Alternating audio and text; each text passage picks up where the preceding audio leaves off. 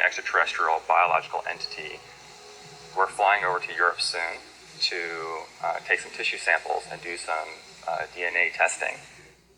We have the best scientists in the U.S. from Stanford that are going to be doing the testing itself to see what this really is, and also to rule out what it's not.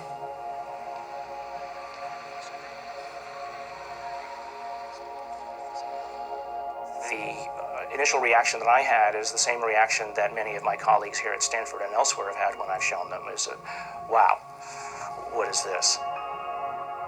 The question is important enough in at least two ways. The primary reason is that there's a lot of claims about specimens and claims about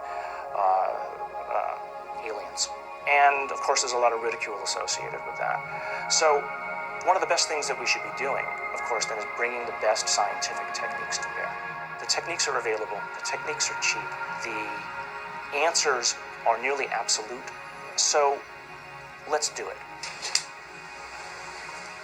Right, well, if somebody made it, they have a future in microsurgery because they were smart enough then to put in these millimeter-wide bone holes where the arteries go in to feed the bone marrow.